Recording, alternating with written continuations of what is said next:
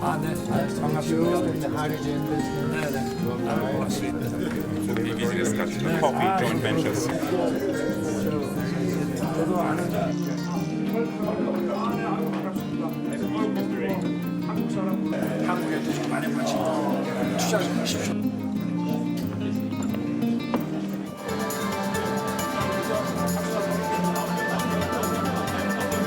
And now it is my great honor as one of the citizens of 한국은 2030 부산 엑스포를 유치해서 그 책임과 역할을 다하는 기회로 삼고자 합니다. 예, 윤석열 대통령이 UAE 방문에 이어서 스위스 다보스로 이동을 해서 세계적인 경제 포럼이죠. 다보스 포럼에 참석을 했습니다. 이 자리에서 코리아 나이트 행사도 열었고요. 부산 엑스포 유치 활동도 좀 벌였습니다. 세계적인 글로벌 CEO들을 만나서 한국을 대표하는 영업 1호 사원이다. 이런 표현도 써서 적극적인 세일즈 외교를 했습니다. 많은 글로벌 CEO들이 대통령의 이런 행보에 대해서 좀 굉장히 훌륭하다 이런 어떤 극찬하는 말도 여러 나왔습니다. 최수영 의원님, 지금 이 다보스 포럼은 세계적인 CEO들 또 정부 관계자들이 참여하는 그런 아무나 갈 수 없는 그리고 올 한 해의 세계 경제 전망을 내다볼 수 있는 아주 중요한 자리거든요. 그렇죠. 여기에서 우리 정부가 주최한 이 코리아 나이트에 굉장히 많은 글로벌 CEO들이 왔고 대통령이 여기서 부산 엑스포를 포함해서 우리 한국 기업의 투자 유치라든지 이런 걸 알렸는데 상당히 좀 높은 성과입니다. 그럼요. 그 부산 이니셔티브라고 이제 그 한국의 밤 행사에서 부산 2030 엑스포 유치에 대해서도 대통령께서 강력한 의지를 천명하셨고 지지 성원을 당부했고요. 저는 어쨌든 2014년 박근혜 전 대통령 이후에 다보스 포럼 참석한 그 첫 대통령입니다. 어쨌든 그래서 저는 굉장히 큰 의미를 또 부여하고요.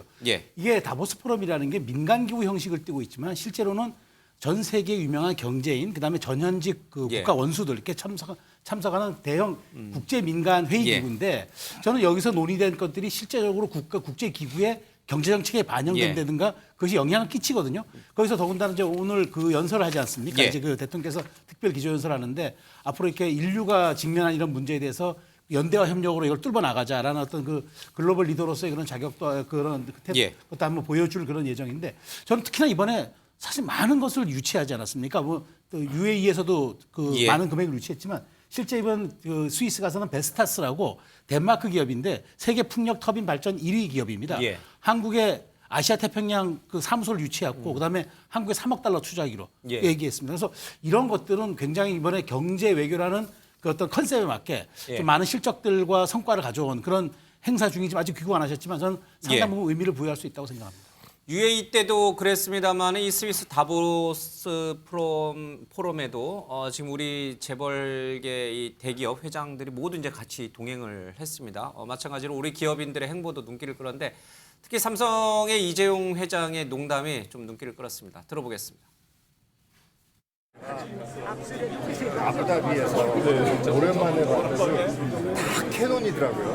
그래서 내가 물어봤어. 이 동영상이 안 돼서 다 캐논만 쓴다. 맞습니다.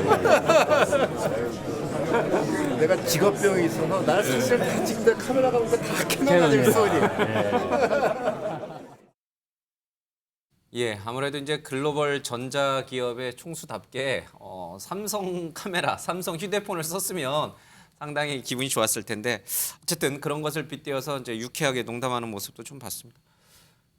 그 이재용 회장이 저렇게 웃는 모습은 처음 보는 것 같아요.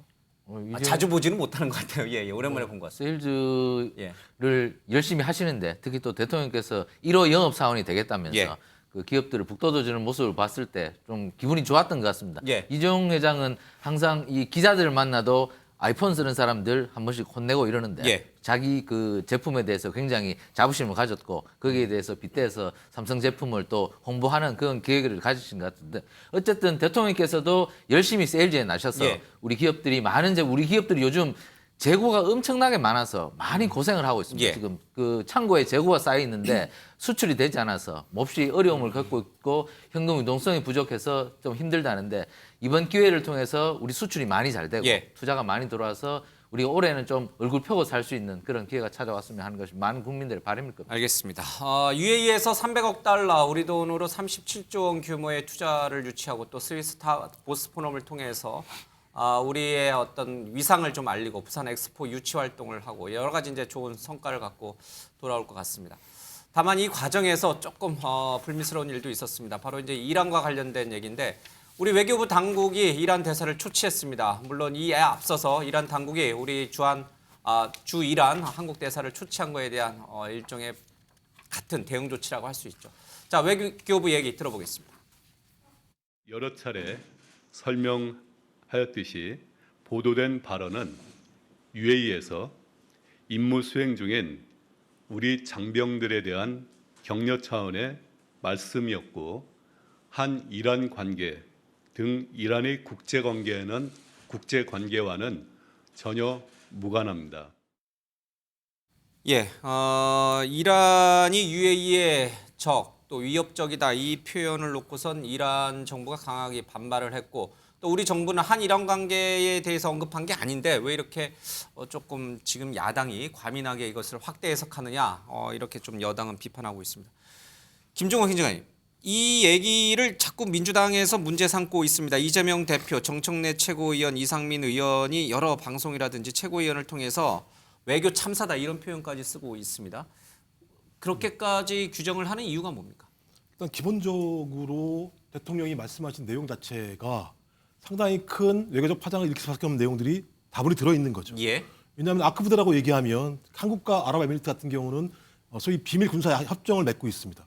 만약에 아랍에미리트에서 전쟁이 발생할 경우 자동적으로 개입하게 돼 있습니다. 예. 그 자동으로 개입하는 부대가 어디입니까? 아크 부대입니다.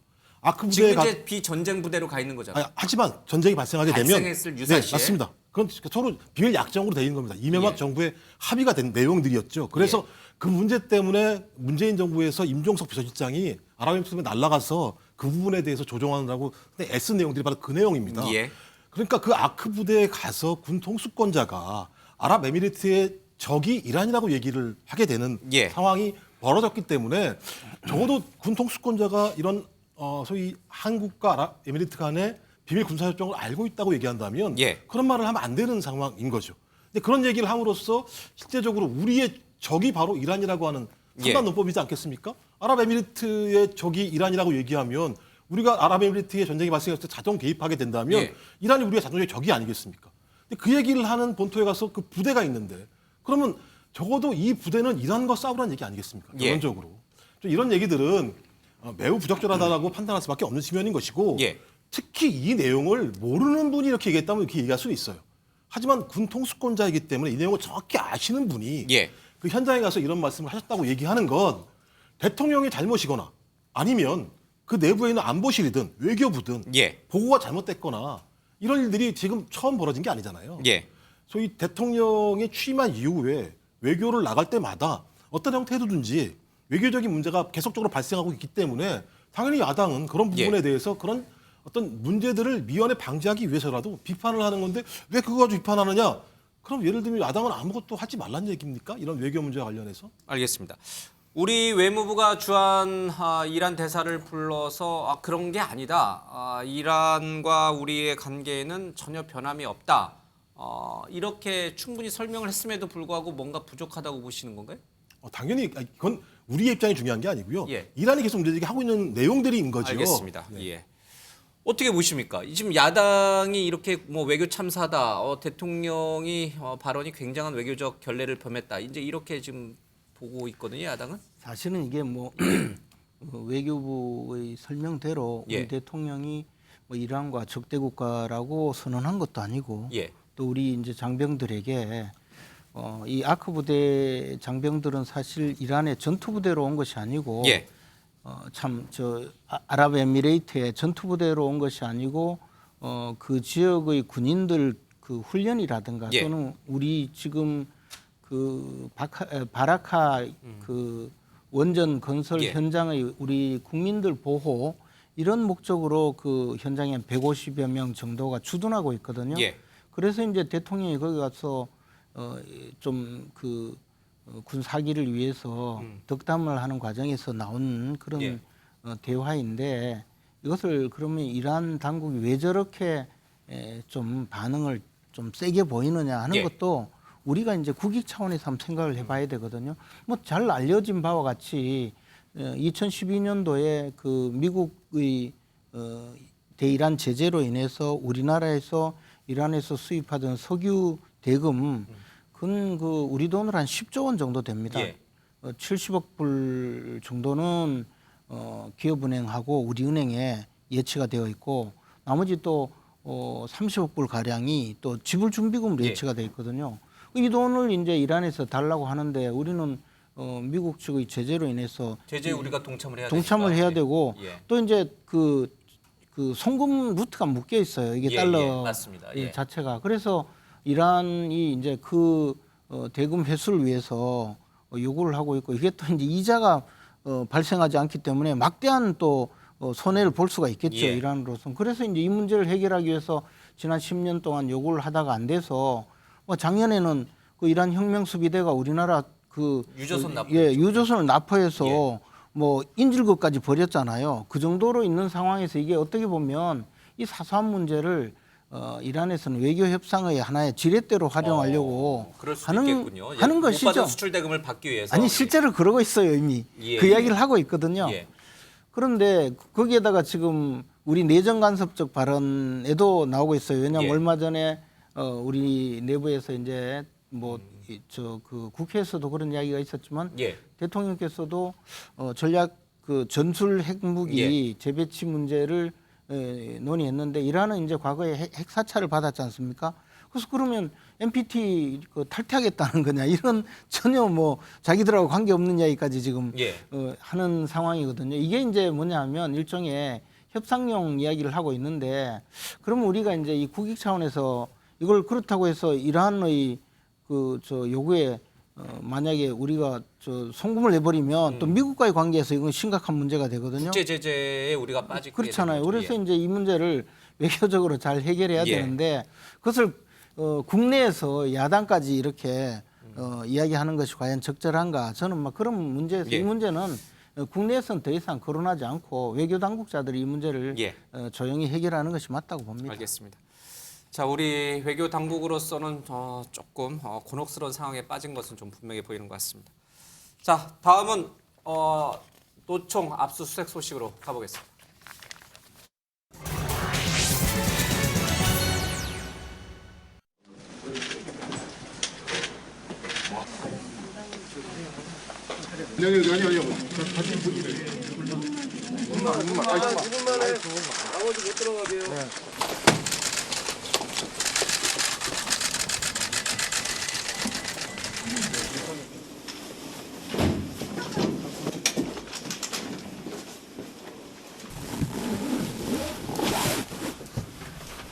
어떤 자료 확보되는지 한 말씀만 좀 해주세요.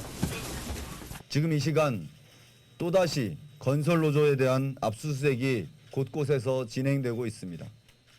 온갖 불법과 부조리가 넘쳐나는 건설 현장에서 최소한의 안전과 질서를 위해 노력해온 건설 노조를 탄압하는 것은 토건자본의 이익을 위한 것 그 이상 이하도 아니라고 생각합니다. 민주노총은 윤석열 정권의 폭주를 막기 위해 흔들림 없이 싸워나갈 것입니다.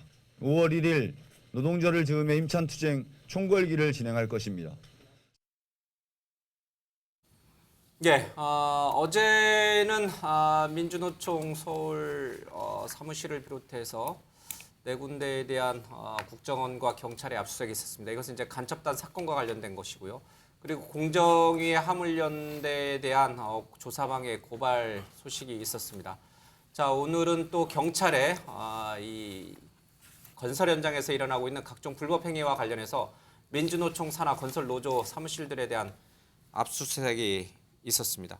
자, 이게 어제 오늘 한꺼번에 일어나다 보니까 일각에서는 이게 윤석열 정부가 기치로 내건 노동개혁의 신호탄이냐 이렇게 보기도 합니다. 그러나 많은 분들은 여전히 간첩단 사건과 또 이 노동 문제에는 불법적인 노동 문제는 조금 차원을 달리 봐야 된다 또 이렇게 주장하시는 분들도 좀 있습니다. 얘기를 좀 들어보겠습니다. 최수영 의원은 지금 오늘 나온 얘기와 어제 국정원의 이 간첩단 사건과 관련된 민주노총 사무실 압수수색 그리고 건설 현장에서의 불법 행위에 대한 조사, 이 모든 것들이 하나의 궤를 같이 해서 가고 있다고 보세요? 아니면 각각의 현안들인데 우연히 동시에 다발적으로 발생했다고 보세요? 저는 그 노동개혁에 있어가지고 노조의 회계 투명성 문제는 지난해 대통령이 말씀하셨고 정부가 그 역점 과제로 추진하기로 했기 때문에 저는 이 건설 노조가 있었던 이 부분에 대해서 회계 투명성 이런 부분들은 좀 당연히 진행돼야 된다고 보고, 다만 지금 간첩단 사건의 문제는 그것이 지속되어 오던 문제가 지금에서 밝혀진 거기 때문에 전혀 관계없다. 이것을 가지고 동시에 몰아붙인다 이렇게 보기에는 좀 무리가 있고요. 알겠습니다. 다만 그 이번에 넥스트 리서치가 지난해 말 조사한 결과가 하나 있는데 성인 남녀 1,500명을 대상으로 노동연금 그다음에 교육개혁과제 중 가장 뭐가 먼저 시급하냐라고 물었을 때 44.9%가 노동개혁이 급하다고 답했거든요. 그러니까 그런 것과 궤를 같이 하는 정부 정책의 연속선상에 있는 거지 이걸 가지고 마치 공안정국을 만들어서 몰아붙인다. 이건 너무 좀 과도한 해석인 것 같습니다. 지금 오늘 국토교통부가 밝혔던 건설 현장에서의 노조들의 불법 행위 사례를 보면요. 타워크레인 원래비 요구가 있습니다. 이 타워크레인 기사들이 타워크레인에 대해서 원래비를, 그러니까 사용료 외에 원래비를 요구하는 그런 관행이 있었다고 합니다. 그리고 노조 전임비도 요구하고요. 그리고 자신들 소속의 노조원을 채용하라고 하는 그 건설사 쪽에 압박이 있었습니다. 그래서 한국노총, 민주노총 모두 다 압수수색을 벌였습니다. 자, 이런 것들을 어떻게 보세요? 노조 탄압이냐 아니면 노동개혁이냐, 그동안 관행적으로 있었던 잘못된 행위들을 뭔가 좀 변화를 주고자 하는 이른바 노동개혁의 한 사례로 봐야 될 것이냐, 긍정적으로 봐야 될 것이냐, 어떻게 보세요? 이제 지금 방금 열거하셨던 그런 것들이 이제 갑자기 어제 오늘 일어난 관행은 아니거든요. 그렇죠. 있어 왔던 것들이고, 만약에 그 가운데 어떤 불법성이 있다라고 한다면 그거는 분명히 법대로 처리를 해야 된다고 생각을 합니다. 그런데 이제 어제 민주노총 압수수색 전방위적으로 한 10군데 이제 압수색을 했고요. 또 오늘 이제 건설사 압수색을 그렇게 했던 것인데, 중요한 거는 이제 이게 참 공교롭다 시점이 이런 생각이 드는 것이죠. 그러니까 노동개혁 얘기가 나왔는데 노동개혁이 곧 노조에 대한 탄압이나 압박, 또 민노총이나 한국노총에 대한 압박, 이걸로 등치되어서는 안 된다. 그런 느낌이 좀 들어요? 이렇게 생각을 합니다. 왜냐하면 이제 이제 건설 현장의 어떤 잘못된 불법적인 관행, 이 부분은 이제 또 별개의 문제일 수 있습니다만은 어찌 됐거나 이 노조에 대한 탄압으로 여겨질 수 있는 부분이 명백히 있다. 어제 같은 경우에 민주노총 본부 압수수색 같은 경우를 한번 보십시오. 노조 간부 한 명이 이제 간첩 혐의가 있는 거 아니었습니까? 국보법 위반 혐의가 있었던 것인데 서대문역에서 이미 이분의 신병은 확보를 한 상태였어요. 그런 상황인데도 지금 민노총 전체를 경찰 수백 명이 출동을 했고 무슨 에어 매트리스까지 깔고 국정원 수사 요원이 50명, 70명이 가가지고 전체를 이렇게 털었는데 결국 압색 대상은 책상 하나와 캐비넷 그 당사자의 그거였다는 거 아닙니까? 그러니까 이제 이 과도한 상황을 보면 이게 이렇게까지 지금 할 일인가? 노조 간부 한 명에 대한 국보법 위반 혐의를 가지고 그래서 그런 걸 보면 그래서 지금 이제 지난주부터 정진석 비대위원장이 대공수사권 가지고 있어야 된다. 국정원이 국정원법 개정으로 내년 1월이면 넘겨줘야 되는데 경찰의 수사권을 가지고 있어야 된다 얘기 나오는 것이고 국정원도 지금 보란 듯이 이렇게 하고 있는 모습을 보면 국정원이 국보법 위반 혐의로 민노총 본부를 압색한 건 처음이지 않습니까? 그런데 이게 이렇게 대대적으로 할 일이냐 여기에 대해서 경찰이 뭐라고 얘기했습니까? 질서와 안전을 유지하기 위해서다. 그 질서와 안전은 지난번 이태원 할로윈데이 때 했어야죠 경찰이. 민노총에 가서 이렇게 할 일은 아니라고 보기 때문에 이건 너무 과도하다. 다른 저희가 있는 것 아니냐라고 충분히 읽힐 수 있는 그런 상황이죠.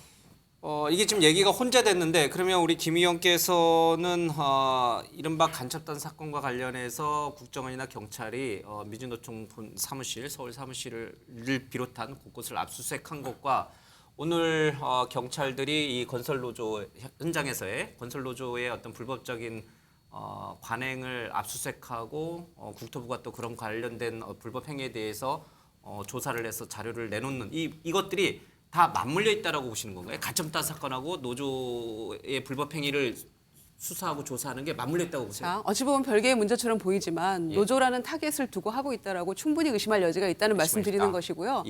다만 제 말씀의 전제는 간첩 잡아야죠. 그리고 건설 현장에 불법 행위가 있다면 이건 분명히 법대로 해야 되는 게 맞다고 생각합니다. 잘못된 관행도 바로 잡아야죠. 그러나 왜 이 시점이 공교롭게 느껴지는가에 대해서는 노조원들도 우리 국민이라는 생각을 꼭 하셔야 되는데 노동개혁이 마치 노조에 대한 압박으로 등치되어서 안 된다 이런 말씀이죠. 알겠습니다. 혹시 뭐 다른 의견? 예. 그 첫째 하나는 이 간첩단 사건은요 사실 문재인 정부에서 수사를 시작을 했죠. 꽤 오래 전부터 수사를 해왔던 걸로 알려져 근데 있습니다. 사실 뭐 언론 보도에 따르면 그 국정원에서 이 사건에 대해서 수사를 하려고 하니까 그 고위직들이 이제 책임이 있는 고위직들이 수사를 사실상 못하게 계속 뭉개고 있었다는 거죠. 심지어 뭐 압수수색을 하려고 하거나 무슨 조사를 하려고 보고서를 올리면 그것을 만약에 못하게 하면 직권남용이 되고 뭐 예를 들어 못하게 아예 막으면 직권남용이 되고 그냥 뭉개고 있으면 직무유기가 되니까 그 둘 다 피하기 위해서 휴가 내고 도망가는 간부까지 있었다는 거예요. 그래서 이 사건이 계속 늦춰지고 있다가 결국 문재인 대통령 임기 중에 이 사건이 벌써 불거져 나왔었어요. 그래서 지금 그 이후에 계속 추적하니까 지금 뭐 한길회라고 해서 뭐 히읗 기업 히읗 뭐 해가지고 사람들이 지금 막 나오고 있잖아요. 그 연결된 것이 결국은 가장 핵심적인 분들이 민주노총에 있다. 그렇게 해서 민주노총 수사에 들어간 것이 지금 이 상황이고 민주노총 사무실 압수수색 한번 하러 가면요.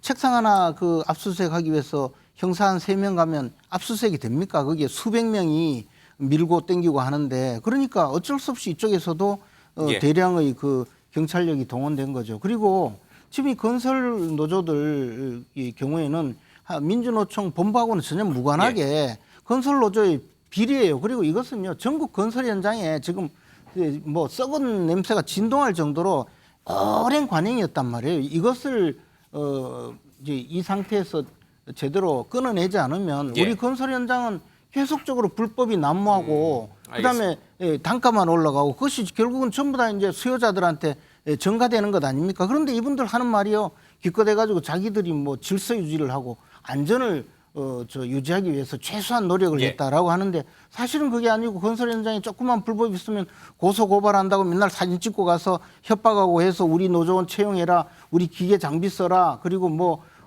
고공 크레인 같은 거 쓰면 가가지고 일당 뜯어내고 그런 분들 아닙니까? 이건 전부 공갈죄죠. 알겠습니다. 범죄단체 비슷해요. 그러니까 이거. 국정원의 간첩단 수사는 끌어왔던 것을 한 것에 불과하고 이 노동개혁 쪽 차원에서 더 이상 늦출 수 없는 시급성이 있으니 시작한 거다. 이렇게 별개다. 그러나 동시적으로 이루어지고 있다.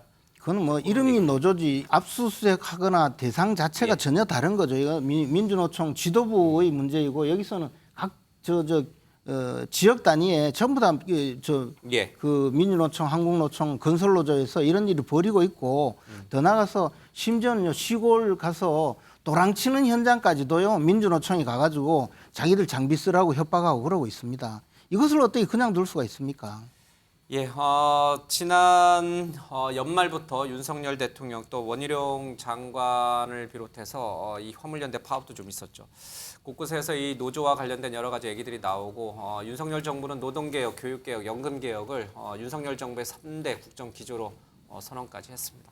앞으로도 계속 이 논란이 이어질 것으로 보입니다. 자, 다음 정치권 소식으로 가겠습니다. 이재명 대표의 검찰 소환 소식입니다.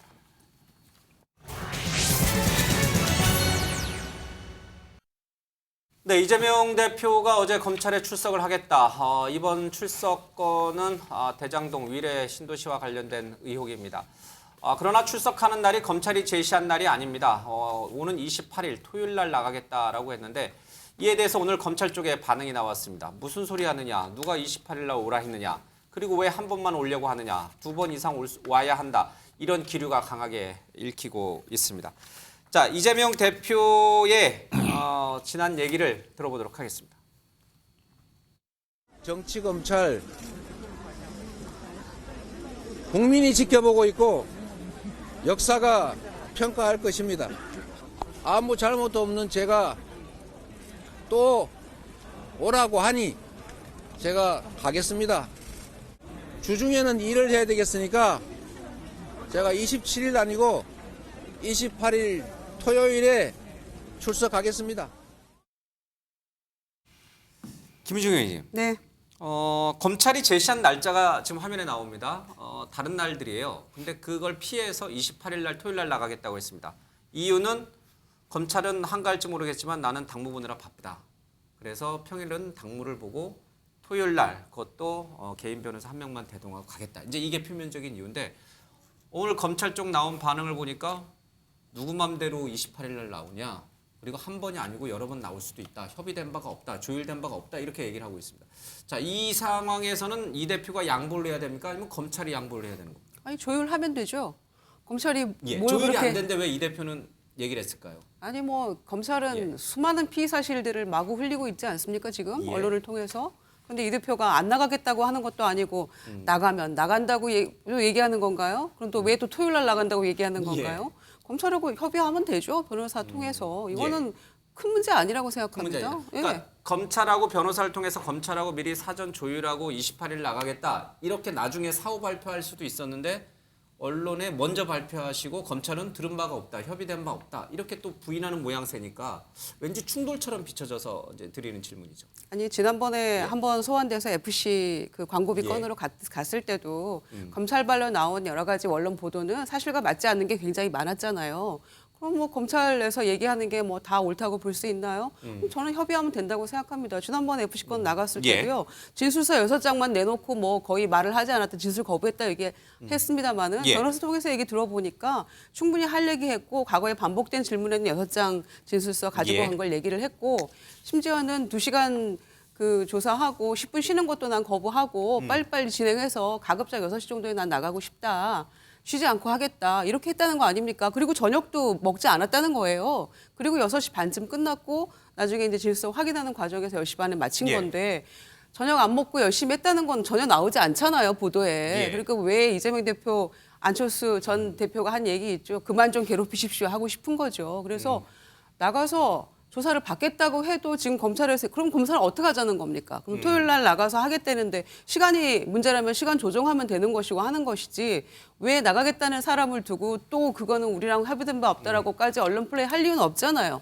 그거는 이재명 대표 측과 변호사 통해서 하면 되는 것이지 검찰이 마치 그러면 검찰이 27일 날 나와라 얘기하면 예 알겠습니다 하고 그날 꼭 집어서 나가야 됩니까? 이쪽의 사정은 전혀 그 제고할 여지가 없는 건가요? 그런 점에서 검찰이 이렇게까지 발끈할 이유가 무엇이냐? 뭐 본인들 그 국민의힘 쪽에서 얘기하듯이 뭐 검찰의 무슨 공무원의 휴일을 보장하라 뭐 이런 차원인가? 60명이 털고 있다면서요 이재명 대표를 돌아가면서 하시면 되죠. 아무 문제 없다 토요일 날 나가도. 아 문제 없죠. 왜 문제 있습니까? 아니 그리고 뭐 또 부를 거라 하루에 끝날 줄 알아 이런 얘기까지 했다는데 그거에 또 가봐야 되는 거죠. 알겠습니다.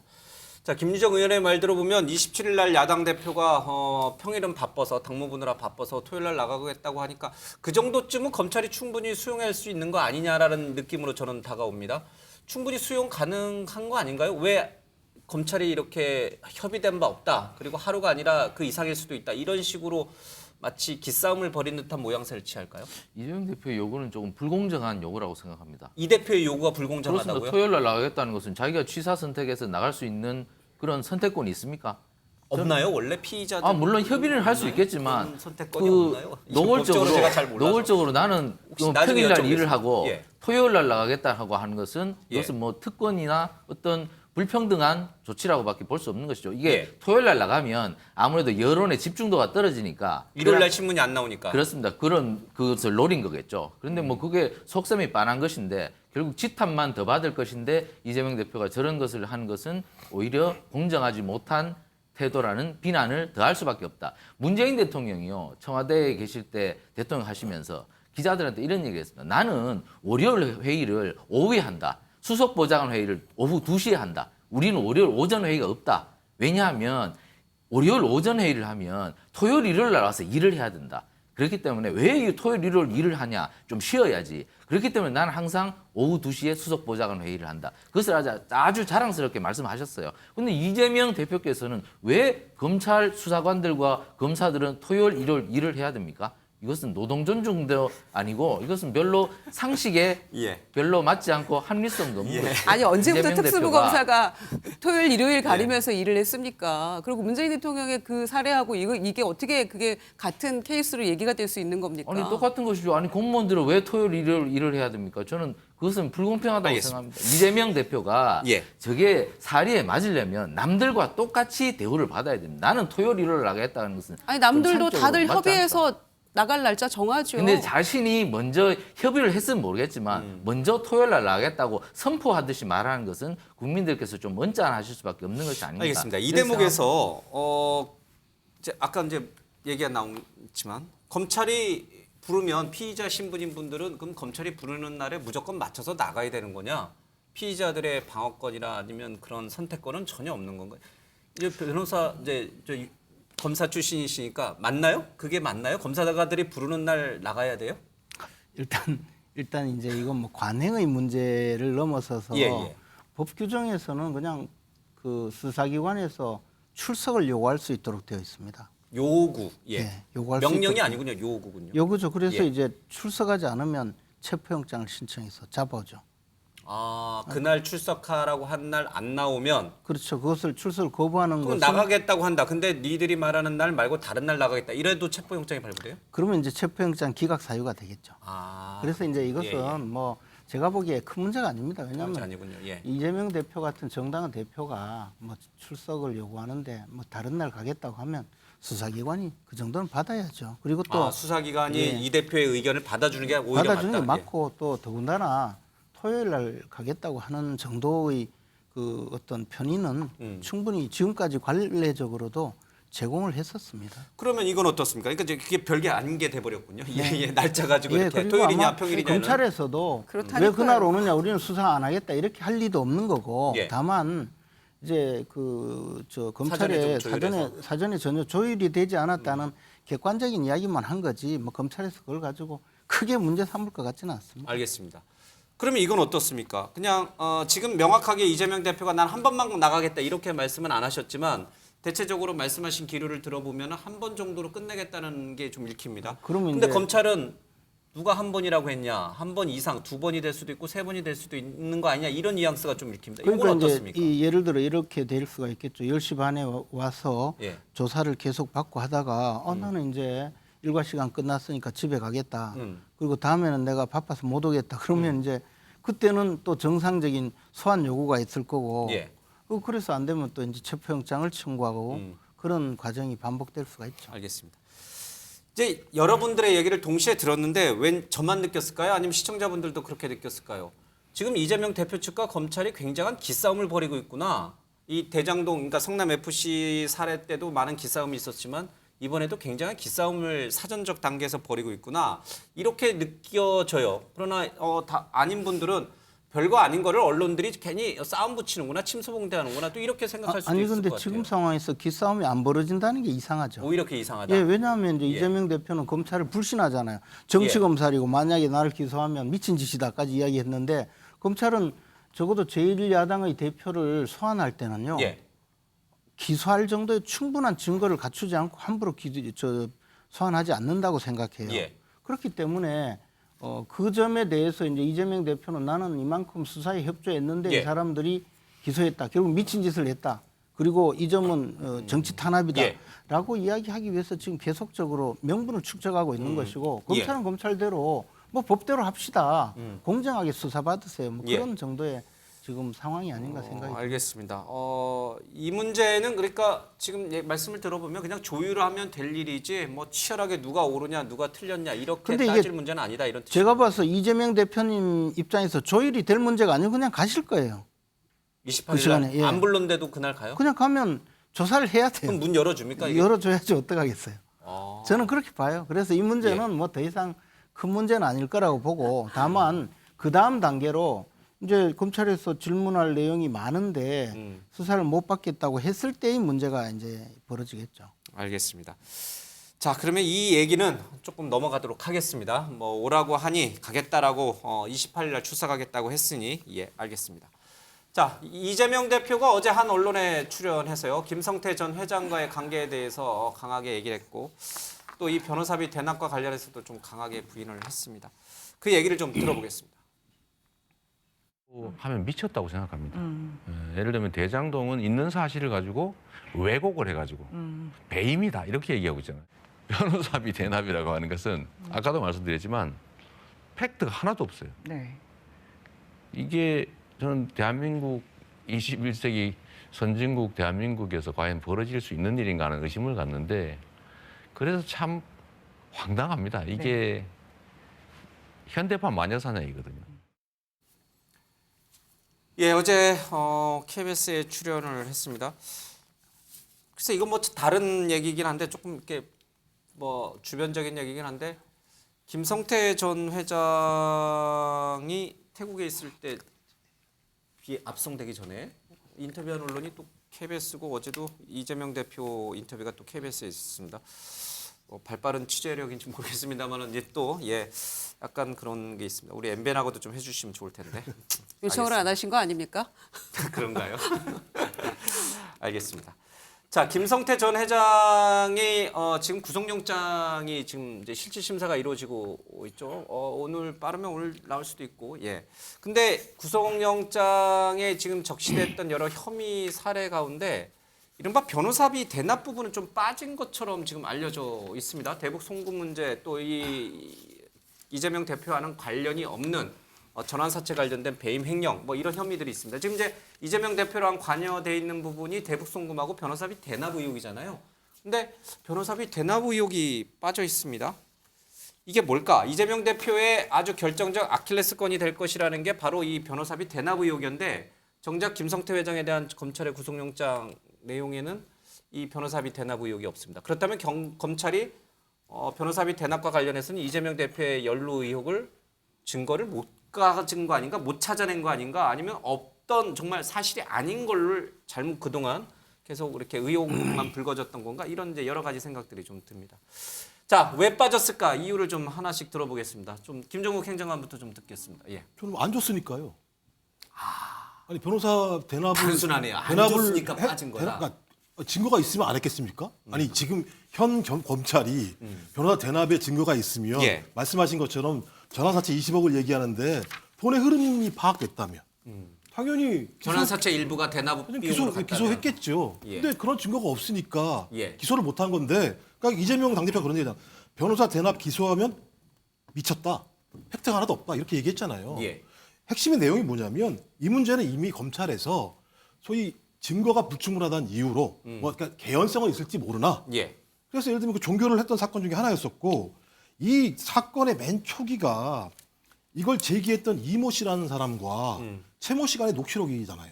이 두 사람 간의 녹취록과 관련해서 소위 이재명 당대표의 변호사가 20억을 받았다고 하더라라고 얘기했는데 같이 녹취를 했던 최모 씨라는 사람이 이거 다 허황된 얘기다.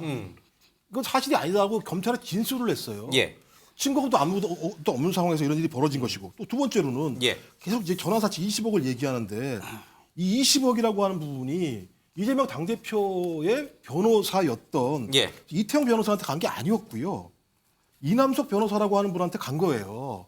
그리고 이건 예를 들면 M&A 과정에서 쌍방이 M&A 협상을 하다가 서로 에스크로라고 하는 계좌에 돈을 담아놨다가 M&A가 깨지니까 다 가져간 거예요. 그러니까 대납할 만한 내용의 돈도 없고 또 이재명 당대표의 변호사가 이 돈을 받지도 않은 상황이에요. 그러니까 아무런 내용이 성립되지 않아요. 그다음에 지금 김성태 전 회장이라는 사람도 와가지고 한 얘기는 알지도 못할 뿐만 아니라 그런 적도 없다고 얘기를 하는 상황이잖아요. 이 정도 상황이 됐는데도 불구하고 만약에 검찰이 증거가 명확하다면 저가 당연히 올렸겠죠. 왜? 쌍방울 얘기만 나오면 핵심은 자본시장법 위반 내용인데 계속 변호사 대납 문제만 나왔어요. 제가 볼 때 실체도 없는 내용들이 계속 중요한 내용으로 나왔고 모든 언론 보도는 쌍방울 변호사 대납. 쌍방울 사건의 핵심은 전환사채 등 자본시장법을 위반해서 배임 횡령한 부분이 가장 중요한 부분이에요. 정서 이런 부분들이 얘기가 안 됐는데 지금 검찰 스스로가 소위 영장에다가 그걸 갖다 적시하지 못했다는 내용들은 증거가 없다는 거죠. 달리 어떻게 설명할 수 있습니까? 오히려 비로소 지금 실체적 진실이 드러났다 이렇게 보시는 거고요. 만약에 있었다면 검찰이. 알겠습니다. 자, 우리 최수영 의원은 뭐라고 쓰셨습니까? 저는 그 검찰이 말하자면은 이번에 그 확실하게 신병 확보부터 우선해 놓고 그 후 수사하겠다 의지를 드러낸 것이라고 봐요. 그러니까 잠시 수면 아래로 내려놨다. 아니죠. 그러니까 그 말하자면 지금은 신병 확보가 우선이니까 예. 지금 뭐 뇌물 공여라든가 자본주의 시장법 위반이라든가 구속 사유가 확실한 것들만 적시해 놓고 뭐 다 할 필요 없지 않습니까? 증거인멸도 있었으니까. 그러면 법원이 충분하게 이거는 이제 그 영장을 발부해 줄 것이라 보고 그 신병을 확보한 다음에 그 후에 갖고 있는 간접 증거들을 가지고 차분히 계속 수사할 할 것이다. 그러니까 왜냐하면 지금 얘기는 결국 그 약간 지금 말하는 12 전환 사채에서부터 여러 가지가 얽혀 있는데 현금도 뒤섞여 있고 그다음에 이재명 변호인을 맡았던 두 분이 쌍발로 또 사회이사로도 연결돼 있고 굉장히 뭐 현금도 좀 복잡해요. 사실 사안이. 그러니까 저는 돈을 준 사람 원천 저수지가 전 김성태 회장이라면은 김성태 회장이 신병을 확보해 놓은 상태에서 2주간 지금 접견 금지를 신청했다 그러더라고요. 그래놓고 증거를 들이밀면서 딱딱딱 떨어지는 이제 수사 결과를 확보하기 위해서 일단 확실한 혐의만 입증할 수 있는 것으로 신병을 확보하겠다. 저는 검찰의 선신병 확보 후 수사 전략 그렇게 이해하고 있습니다. 알겠습니다. 발언기는 한 번씩 다 드리겠습니다. 예, 우리 김종국 행정관님 잘 설명했다시피 김성태에 대한 수사는 이재명을 잡기 위한 표적 수사가 아니지 않습니까? 그러니까 김성태에 대한 수사를 하다 보면 뭐 나올지 안 나올지는 모르겠지만 일단 수사에 계시는 김성태죠. 그럼 뭐 하는 사람들이 김성태를 잡아오니까 자꾸 이재명을 자꾸 떠올리는데 지금 일단 검찰의 수사 목적은 김성태죠. 김성태에 대해서 여러 가지 자금에 대해서 조사를 하다 보면 이재명 대표와 연루가 나올지 안 나올지는 아직 모르는 것이죠. 그러니까 향후에 나오면 수사를 하는 것이고 나오지 않으면은 뭐 수사를 못 하는 건데 자꾸 지금 정치권도 그렇고 많은 사람들이 이게 뭐 이재명에 대한 표적 수사가 아닌가 검찰을 자꾸 의심하고 마녀 사냥이다 이런 식으로 얘기하는 것인데 이것은 법치주의의 근본을 망각하는 것이다. 알겠습니다. 그럼 김재현 의원까지 좀 듣고 이제 김유정 의원님 말씀 마지막으로. 저는 이제 김성태 회장 신병 확보 때문에 일단은 필요한 수사만 할 수밖에 없다고 봅니다. 비슷하네요. 현실적으로. 세 분이 비슷하네요. 왜냐하면 이게 이제 피의자는 체포영장에서 체포되고 나서 48시간 이내 구속영장을 청구해야 되거든요. 그 이후에는 석방을 해야 되기 때문에 그런데 김성태 회장은 태국 현지 공항에서 있을 때까지는 태국 경찰에 의해서 밀입국자로 이제 불법 입국자로 체포를 해서 우리 경찰에 넘긴 게 바로 우리 국적기 아시아나 항공 트랩이거든요. 그러면 우리 국적기에 올라오면 이게 이제 그때부터 대한민국 영토로 간주가 됩니다. 그로부터 이제 구속 기간이 시작이 됩니다. 그 시간부터 수사관이 수갑을 채웠을 때부터 48시간이 시작된 거예요. 그러면 여기 인천공항에 도착했을 땐 벌써 6시간, 7시간이 지났고 거기서 수원지검까지 갔을 때 시간 그러면 실제로 수사할 수 있는 기간이 또 요즘엔 또 심야 수사 못하니까 잠도 자야 되죠. 그래서 한 10시간, 12시간 뭐 그 정도밖에 안 됐을 거예요. 그러면 우선 검찰에서 확실하게 그 수사가 되어 있는 그 내용만 범죄 사실로 수사할 수밖에 없어요. 이건 현실적으로 수사 과정이 그렇게 될 수밖에 없고 다만 지금 이 변호사비 대납 문제는 계좌 추적을 해서 정말 이재명 대표의 변호사들에게 실제 돈이 건너갔는지가 먼저 입증이 되어야 되고 그 돈이 건너갔으면 이 돈의 성격이 과연 정말 그냥 쌍방울의 어떤 뭐 지급이 아니고 이재명 대표를 대신해서 지급했다는 진술이 있어야 되거든요. 근데 그것을 이야기하려면 김성태 회장을 통해서 상당히 오랫동안 수사를 해야 돼요. 그런데 지금 제가 보기에 뭐 변호사들에게 돈이 건너갔는지 여부가 확인되었는지도 알 수가 없는 일이고 그다음에 그에 대해서 김성태 회장이 부인하고 있는 상황이라서 변호사비 대납 사건으로 갈 수 있을지 아닐지도 우리가 알 수가 없죠. 그래서 지금 상황은 구속영장에는 변호사비 대납 사실을 올릴 수가 없는 상황이에요. 알겠습니다. 실제로 김성태 전 회장은 이제 우리 태국에서 한국으로 압송되기 전에 이른바 대북 송금 문제라든지 전화사채 관련해서는 혐의를 대부분 인정을 했어요. 개인 돈으로 줬다 이런 얘기도 했고 그러나 변호사비 대납 의혹과 관련해서는 전혀 사실이 아니라고 부인했습니다. 어쨌든 그런 것들이 반영이 돼서 말씀하신 것처럼 이번 영장에는 그 변호사비 대납 의혹이 빠진 것인지 알겠습니다. 자, 우리 김희정 의원께서 이제 좀 이 세 분의 의견 다 들어봤어요. 네. 빠진 이유가 뭐라고 보십니까? 대납 사실이 없으니까요. 저는 그렇게 적었습니다. 왜냐하면은 이 사건이 갑자기 어느 날 하루아침에 불거진 사건이 아니거든요. 2021년에 시민단체가 고발을 해가지고 작년 9월에 그 증거불충분으로 불기소 처분한 거예요. 그럼 검찰이 1년간 수사를 하면서 계좌니 뭐니 안 봤을까요? 지금 어지간하면 저는 기소를 했을 거라고 생각을 하는데 예. 그렇게 1년간 탈탈 털어서 증거 불충분 이렇게 남겼잖아요. 그리고 불기소 처분한 거거든요.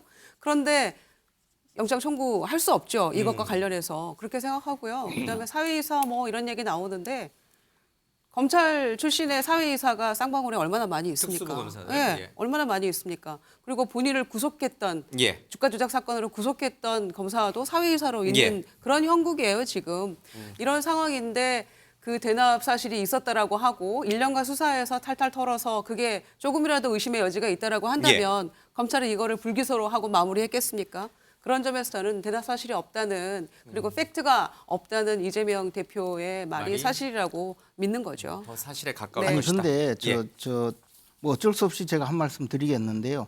이 사건을 무혐의 처분한 적이 없어요. 이게 이제 그 대선 과정에서 아니요, 의원님 대납했다고 잠깐만요. 이야기한 거에 대해서 제가 무혐의 제가 정확하게 처분했다고 알아요. 말씀드린 적은 없어요. 대납 사실이 있다고 주장한 사람들에 대해서 선거법 위반 사실에 대해서 그 처분을 하면서 그 이후에도 변호사비를 대납했을지 모르겠으나 이 사안에 대해서 그 허위 사실에 대한 확증이 없다 해서 그 선거법 위반의 제3자끼리의 다툼에 대해서 무혐의 처분을 했고 이 사건은 계속 수사 중이에요. 근데 민주당 이재명 대표를 두둔하는 분들은 나와서 이미 무혐의 처분했는데 왜 이걸 수사하느냐 계속 주장을 하고요. 지난번에 보면 성남 FC 사건도 단 한 번도 무혐의 처분한 적도 없는데 무혐의 처분했다고 계속 주장하거든요. 그것은 좀 사실관계가 너무 달라서 바로잡을 수밖에 없네요. 아니 제가 무혐의 처분했다고 말씀드린 적은 없어요. 증거 불충분으로 불기소 처분했다고 말씀드렸죠. 증거 불충분 불기소 처분이 무혐의 처분이에요. 그게 아니 그렇게 나왔습니다. 언론에도 보도가 돼 있고요. 아니, 그러면 검찰이 정확하게 무혐의 처분을 한 거네요. 무혐의 처분한 적이 없다니까요. 이 사안을. 아니 증거 불충분으로 불기소 처분했다는 그 말씀이 무혐의 처분이라면서요. 요 사안은 해보세요. 추후에 한번 다시 확인을 해서 저희가 한번 빠른 시일 내에 정리를 해서 한번 전해드리도록 하겠습니다. 자 그러면요 내려주셔야 됩니다. 자 그러면 이재명 대표와 김성태 전 회장은 정말 변호사 대납도 한 적이 없고 서로 아는 사이도 아니라고 하는 게 서로 아는 사이가 아니라고 하는 게 진실에 부합하는 건가? 아니면 둘이 굉장히 잘 알고 있고 변호사비까지 대납한 게 실체적 진실에 더 부합하는 건가? 이제 이 문제로 가야 될 것 같습니다. 어제 KBS 인터뷰에서 이재명 대표는 김성태 전 회장을 모른다라고 하던 기존 입장과는 조금은 다른 뉘앙스의 얘기를 했습니다. 글쎄 술 마시다가 누가 전화를 바꿔줬다고 주장하는 것 같은데 기억이 안 난다 이런 표현을 썼습니다. 자 들어보겠습니다. 김성태라는 분 얼굴도 본 일이 없거든요. 정말 황당무계해요. 내가 인연이라면 이거 내 사이 본 거. 이재명 씨는 전화는 한번 없는데요? 전화는 한번 하신 적 있지 않으세요? 없습니다. 전화 없고요. 전화보다 말보다 못하고. 김성태 회장이라는 분은 저는 만난 일이 없어요. 본 일이 없습니다, 실제로. 네. 뭐 봤을 전화 통화도 전화 통화는 누군가가 술 먹다가 바꿔줬다는 얘기가 있는데 네. 그분이 전화한 게 아니고 술 드시다가 저한테 뭐 전화를 바꿔줬다는 얘기인데 저는 그게 기억이 안 납니다. 예, 저희들이 사실은 술 먹고 전화하는 사람들이 많거든요. 나 이 사람 안다? 이거 과시하기 위해서 막 전화해서 막 바꿔줘요. 네. 그거 사실 황당한 일이 많죠. 근데 뭐 그런 경우일 수는 혹시 모르겠는데 저는 만난 일도 없고. 기억이 없으시고. 그다음에 아니 기억이 없는 게 아니라 만난 일은 확실히 없어요. 확실히 없고. 만난 일이 없다와 기억이 없다는 조금 다른 영역의 문제입니다. 그런데 지금 이재명 대표가 혹시 술자리에서 술 먹다가 누가 전화기를 바꿔준 일이 있다는 그런 얘기가 있는데 저는 전혀 기억이 없다. 이제 이런 얘기를 좀 했어요. 실제로 뭐 술 먹다 보면 뭐 서로 그냥 전화기 바꾸고 뭐 돌려가면서 인사도 하고 막 그런 경우가 비일비재합니다. 근데 이걸 어떻게 좀 의원님은 해석을 하고 계세요? 그러니까 김성태 전 회장을 혹시라도 내가 술자리에서 전화 통화를 했을 수는 있다. 그러나 기억을 하지 못한다. 이렇게 이해를 하세요? 아니면 술자리에서조차도 나는 그 사람하고 통화한 적이 없다. 전혀 알지 못한다라고 하는 기존 주장을 좀 더 강하게 설명하기 위해서 기억이 안 난다는 표현을 썼다고 보세요? 아니 저는 전자라고 생각해요. 아예 본 적도 없고 아니요. 통화를 했다는 얘기가 있는데 그 얘기는 근데 누가 했어요? 저도 처음 들었는데 저 모르겠습니다. 얘기는 누가 정확하게 어디서 나온 얘기인지는 모르겠어요. 이재명 대표가 처음 저 얘기를 하셨어요. 예. 술 먹다가 전화 바꿔줬다는 얘기가 있는데 기억은 안 난다. 그냥 그 말 그대로라고 저는 생각합니다. 그러니까 만난 적 없고 잘 모르는 사이인데 예. 술 먹다가 돌아가면서 그런 일 많잖아요. 저희들도 뭐 아유, 원행에 많죠. 있는 저희들도 예. 막 바꿔주면서 예. 누군지 모르는 분 막 통화해봐 막 이러면서 하기도 하니까 이재명 대표도 오죽하겠습니까? 그런 일이 예. 많을 거라고 생각하는데 그렇게 했다는 얘기가 있는데 그조차도 난 정확하게 기억은 안 난다라는 거죠. 그러니까 잘 모른다는 부분을 강조하는 얘기일 수도 있고 실제로 옆에서 누가 술 먹고 했다는 얘기가 있는데 해줬는데 예. 나는 기억이 안 난다. 이렇게 두 가지 다일 수 있다고 생각합니다. 결론은 통화를 했는지 여부, 그다음에 모른다고 했으니까 양쪽 다 쌍방이 지금 모른다는 거 아닙니까? 잘 모른다고 얘기를 하고 있고 그렇게 얘기했는데 이 상황을 놓고 이게 변호사비 대납하고 그게 무슨 그렇게 직접적인 상관관계가 있습니까? 계좌 추적에서 그게 사실이 아니면 아닌 것이죠. 그래서 저는 이 부분이 그렇게 큰 어떤 중요한 어떤 그 실마리로 작동하리라고 생각하지는 않습니다. 다만 강조한 것이죠. 나는 만난 사실은 정확히 없다고 얘기를 했고 전화도 했다고는 하는데 나는 기억은 없다라고 얘기한 것이죠. 알겠습니다. 뭐 그 이상의 제가 이게 이제 사실 좀 굉장히 시사하는 바가 크거든요. 이재명 대표가 그 유동규 씨가 체포될 때 그 국정감사장인가요? 어디서 국회의원의 질문에 답변을 하면서 약을 먹었다 뭐 그런 이야기를 했다가 나중에 논란이 된 적이 있었거든요. 유동규 씨가 약을 먹었다고 하더라라고 했는데 그게 아무도 모르는 상황인데 그 이야기를 했었거든요. 근데 세월이 한참 흘러서 보니까 유동규 씨가 그때 정진상, 김용 등의 요구로 쓰레기라도 먹고 병원 입원해라라고 이야기했던 것이 밝혀졌고 실제로 그랬다고 이야기를 했지 않습니까? 이번 사건도 제가 보면서 이재명 대표가 사실 김성태 회장을 만났느냐 만나지 않았느냐 그건 큰 의미가 없을 가능성이 있습니다. 왜냐하면 그 비서실장의 이 김성태 회장의 비서실장이었던 사람이 이야기하면서 그 이화영 평화부지사를 통해서 서로 잘 아는 사이라고 이야기를 했고 실제로 이번 사건 수사의 중점은 저는 변호사비 대납 사건이 아니고 북한에 670만 달러나 갖다 준 그 외환 밀반출과 대북 지원의 행위가 과연 어떤 의미가 있는지 이것이 굉장히 중요한 수사의 또 대목이라고 보여지거든요. 그러면 그 사건 내용을 전부 다 이화영 평화부지사가 관여가 되어 있다고 지금 알려지고 있는데 그렇다면 사실 뭐 둘이 꼭 만나거나 통화를 해야 될 필요가 없을 수도 있어요.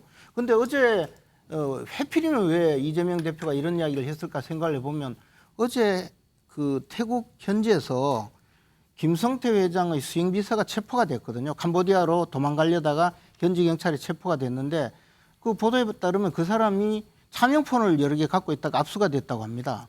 그러면 이재명 대표가 그 차명폰을 통해서는 통화를 했을 수가 있죠.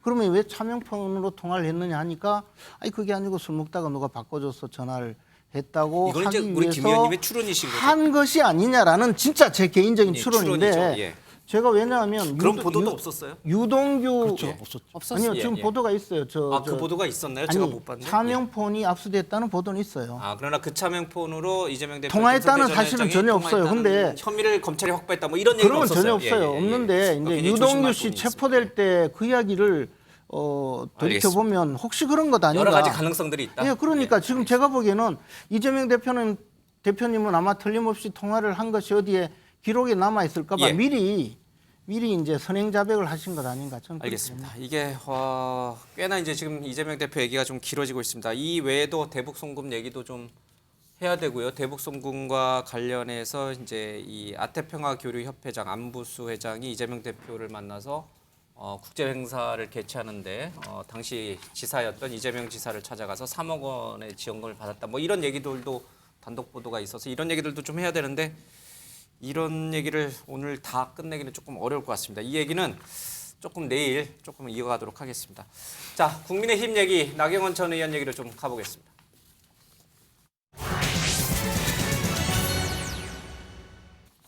사면초가 백척간도에 섰다. 어제 이렇게 제가 클로징을 했는데 이 나경원 전 의원의 자맹이 계속 이어지고 있습니다. 아직 결론을 못 내린 것 같습니다. 이런 가운데 대구에서는 나경원 전 의원의 출마를 촉구하는 뭐랄까요? 성명서 발표가 있었는데 애초에 당원 한 200여 명이 올 것으로 준비를 해놨는데 참석한 당원들이 한 20여 명에 불과했다고 합니다. 이것도 꽤나 큰 변화가 아닐까 싶습니다. 자, 이와 관련된 모습 또 그리고 박종희 캠프 대변인의 얘기까지 투기 의혹 관련된 얘기까지 좀 들어보도록 하겠습니다. 이 나경원 전 대표, 원내대표 입장에서는 억울한 게 많을 수가 있어요. 옛날에 이제 같이 고시기 공부를 했던 그런 인연도 있고 또 선거 때 정말 몸을 던져서 윤석열 대통령의 당선을 바랬던 그런 입장에서는 또 본인이 이런 뜻이 아닌데 왜곡해서 보도가 되고 대통령이 뭐 격려했다는 그런 흔적도 보이고 하니까 이 공사적으로 여러 가지가 뒤섞인 감정인 것 같습니다. 혼란스러운 상태죠. 최경철 의원이 이제 주로 활동하시는 부대가 대구니까 오늘 대구의 이 축구 대회에 왜 이렇게 사람들이 예상보다 안 온 거예요? 제가 20명 온 게 많이 온 건가요? 물어봤으면 대구 경북의 몇몇 당원들 예. 오래 하신 당원들한테 물어보니까 아마 좀 대세가 기울어있는 것 아니냐. 지금 뭐 대세를 느끼고 당원들이 나경원 전 의원께서는 출마가 어려울 것이다. 뭐 이렇게 판단을 하고 그러니까 지금 뭐 여론조사 지지율도 갑자기 뭐 반토막이 나고 하지 않습니까? 그러다 보니까 이게 출마의 기회를 이미 놓쳐버렸고 그리고 출마를 한다 한들 이미 김 빠진 맥주가 돼버렸다. 이러한 지경에 와 있기 때문에 그리고 무엇보다도 정치인은 명분으로 정치를 하는데 우리 나경원 전 의원께서는 명분을 잃어버리지 않았나. 당직에 도전하신다는 분이 공직을 하찮게 여기는 그러한 모습을 보여줌으로써 많은 지지자들에게 저분은 이 떡을 먹기 위해서 이 떡을 버리는 사람이구나. 그러한 인식을 심어져 버렸기 때문에 이미 명분을 잃어버렸다. 그 명분을 잃어버리면 첫 단추를 잘못 깨는 거거든요. 그러니까 뭐 첫 단추를 잘못 깼는데 아무리 제대로 끼우려고 해도 단추의 아귀를 맞지 않는 것이죠. 그러니까 나경원 전 의원께서 그 공직을 처음부터 사양을 했었어야 되는데 왜냐하면 이미 9월 달에 비대위 체제가 갔는데 10월 달에 저 공직을 받았단 말이죠. 근데 그때 받지를 말든가 아니면 조금 더 일찍 완전히 일찍 정리를 했었어야 되는데 저는 기회를 놓침으로써 명분을 잃어버렸다. 지금 다시 일어설 수 있는 가능성이 제가 볼 때 매우 낮다고 생각합니다. 전당대회 나가도 뚜렷한 성과를 얻기가 어려울 것이다. 그렇습니다. 이렇게. 이미 대세가 상당히 기울었다. 그래서 자맹도 좀 깊어지고 있는 거고. 이런 상황에서 안철수 의원은 또 대구 서문시장을 갔어요. 지지를 호소를 했는데 알겠습니다. 이런 것들이 오늘 다 같이 한날 일어났습니다. 나경원 전 의원은 그러면 대세가 기울었으면 이제 불출마하는 수순으로 갈 수밖에 없네. 그럼에도 나는 나가겠다. 여기서 불출마할 경우에는 정치 인생이 끝나는 거 아닙니까? 아닌가요? 근데 꼭 불출마가 나경원 의원의 정치 인생의 끝이다 이렇게 보기 좀 어려운 거는 왜냐하면 내년 총선이 있지 않습니까? 지금 현직 당연 총선을 줄 것 같아요? 아니 그러니까 그거는 뭐 지금 현재 본인의 처신이 어떻게 되느냐에 따라서 그건 살아있는 뭐 변수죠. 그러니까 지금 동작을의 당협위원장도 맡고 있는데다가 저는 나경원 의원이 지금 고심하고 있는 거는 대통령 비서실장의 그 입장문이 가장 아마 뼈아팠을 거라고 생각합니다. 왜냐하면 그 입장문은 그 원래 비서들이 말이 없는데 대통령 비서실장도 사실 비서인데 비서들이 말이 없는데 대통령 순방 그 중인데도 불구하고 그렇게 명확한 입장을 표현해서 대통령의 뜻이었다라고 이렇게 간접 확인을 해줌으로써 나경원 의원의 퇴로를 차단시켜 버렸어요. 그러니까 이제 뭐 출구 전략이라든가 이런 거 짤 수도 없는 상황으로 만들어 버려서 나경원 의원이 그때부터 지금까지 이제 그 자맹을 하고 있는데 저는 그 대통령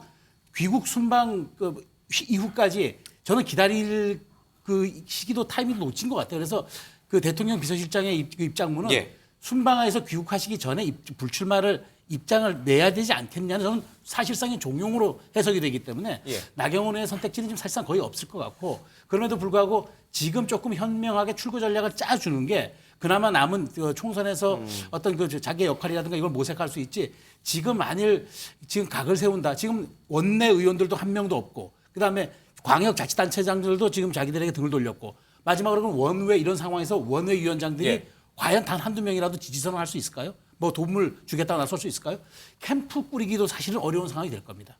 근데 지금 동작을도 지금 원희룡 장관, 국토부 장관이 동작으로 이사를 갔잖아요. 주소적으로. 동작갑입니다. 그거는. 그건 좀 다르군요. 노량진이랍니다. 아 그런데 총선 카드는 살아 있을 수 있다. 그렇죠. 예, 저는 그렇게 생각하고 있습니다.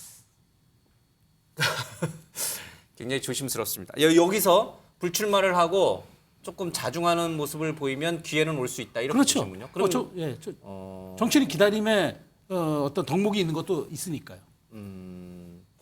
알겠습니다.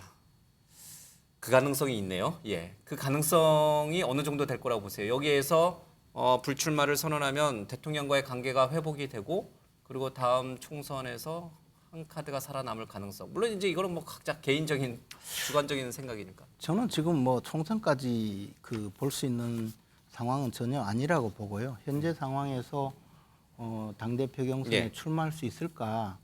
또는 그 출마를 했을 때 어떤 결과가 올까를 두고 가장 고민하고 있지 않을까 생각합니다. 그리고 그것이 이제 지금 당장 해결해야 될 과제이죠. 근데 아마 그 친윤계 의원들 사이에서는 아마 대통령이 귀국하기 이전에 이 문제를 끝내주기를 바라지 않을까. 그렇게 생각합니다. 대통령 언제 귀국하시죠? 21일 날 귀국하시는 걸로 아는데요. 토요일 날 밤일 겁니다. 그러면 뭐 며칠 남지 않았네요. 그래서 이 문제를 그냥 대통령께서 귀국하기 전에 모든 상황을 종료해 주기를 아마 바라지 않을까 생각을 하는데요.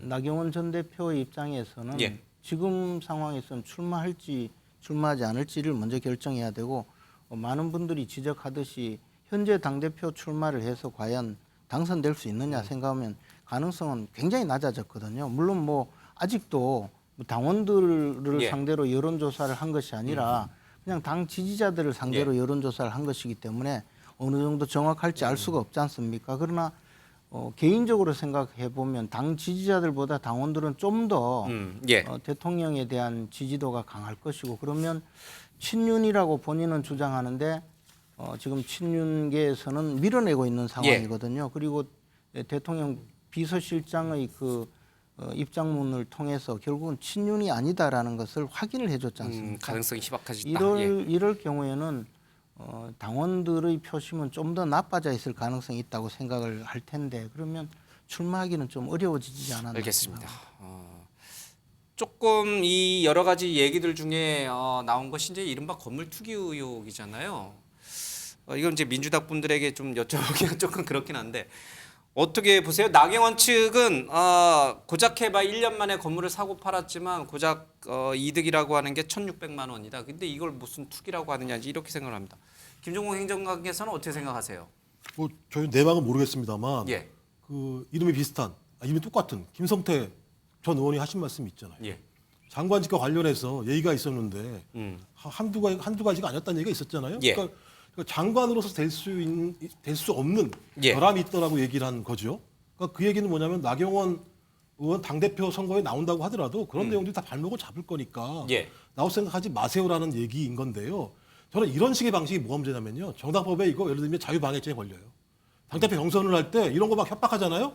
그럼 이거 고소 고발하게 되면 100% 걸리는 내용들인데 지금 국민의힘에서 이 내용들이 좀 횡행하게 지금 막 벌어지고 있는 상황들이에요. 전 이해가 안 돼요.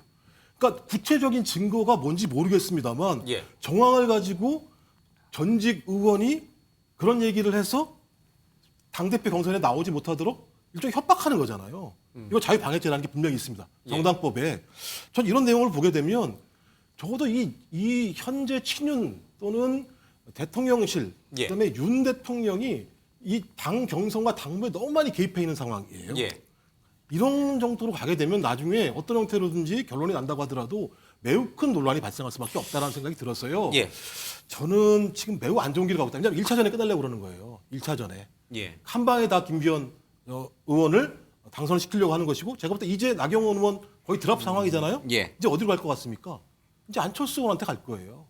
당연히 수순 자체가. 그러니까 차근차근 오는 거죠. 1차 유승민, 2차 나경원, 이제 3차 안철수. 그래서 제가 볼 때 김기현의 완승. 그러니까 완벽한 친윤에 의한 당의 장악. 저는 이게 진짜 민주적인가? 자유를 이렇게 주장하셨던 대통령이 해야 될 방식인가? 여기에 대한 근본적인 고민을 해야 한다고 생각합니다. 유승민, 안철수, 나경원. 그러면 이거는 박홍근 원내대표가 얘기했던 이른바 대통령이 싫어하는 유한나.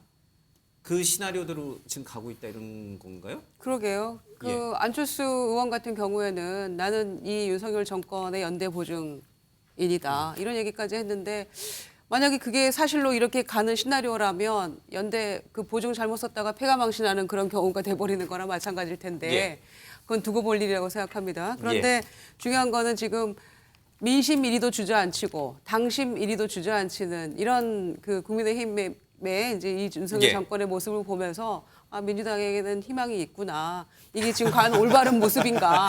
여기에 민주당에게는 희망이 있구나. 이게 이렇게 가야 되는가 이런 생각이 들고요.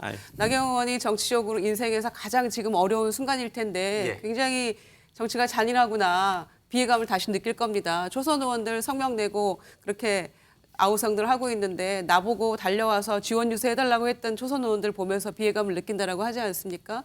그래서 아마 먹지 말아야 될 떡을 2개나 먹어버려가지고 대사직하고 부위원장직을 그런데 지금 뱉어내기는 했습니다마는 그것도 자기가 스스로 뱉어낸 것도 아니어서 굉장히 어려움을 겪고 있습니다마는 물리적으로 못 나오게 만들어 버리네요. 네. 시간이 다 돼서 제가 더 질문하고 싶은 게 있었는데 좀 참았습니다.